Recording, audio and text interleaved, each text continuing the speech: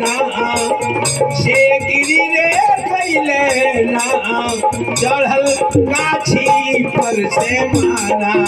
वहाँ से गिरी रे कैले नाम चढ़ल गाछी पर से माना वहाँ से गिरी रे कैले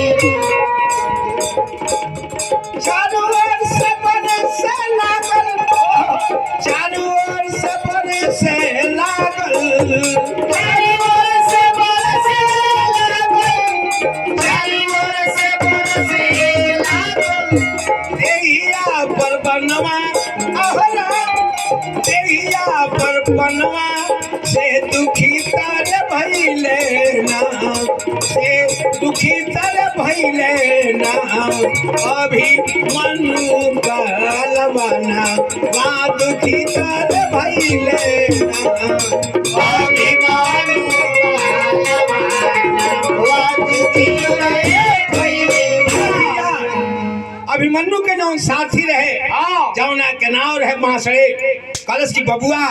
जिंदगी में बहुत लड़ाई हम देखले बानी ऐसा नीति के लड़ाई आज हम नहीं देखले ना एक बीर खातिर एक बीर काफी होले औरा के 6 गो महारथी मिल के अकेले घेरले बड़े अब से कहीं रात लेके हम शिविर में भाग चले इतना नॉलेज हमरा लगे जरूर बा अभिमन्यु कहले कि छत्री के ही धर्म ना हो छत्री जब लड़ाई के मैदान से भागेला जिएला तब तक दलितर बन के रहेला अब मरेला तो जाके नरक में पड़ेला ऐसे रथ पीछे ना घूमी रथ के आगे बढ़ाओ कहला सारथी की कहाँ आगे बढ़ाई जने देखी उन्हें लाश के ढेरी बा कहाँ आगे बढ़ाई ये कोई जगह खाली नहीं थे काले अभिमन्यु की वो काम कर कोहा जगन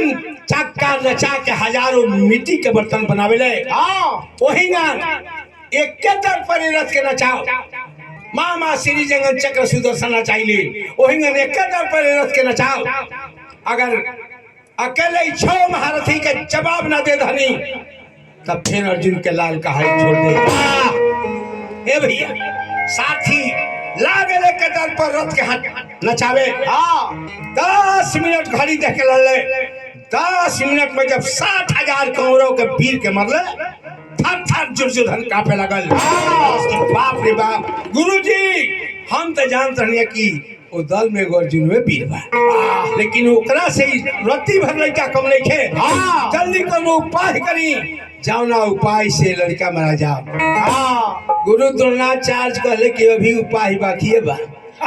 एगो 16 साल के लड़का पर 6 जना महारथी अपन अपन बल अजमाओ थरे कलश के गुरुजी अगर ना उपाय करे तो हमनी के बुझाता मात पर अब काल नाच रहल बा ए भैया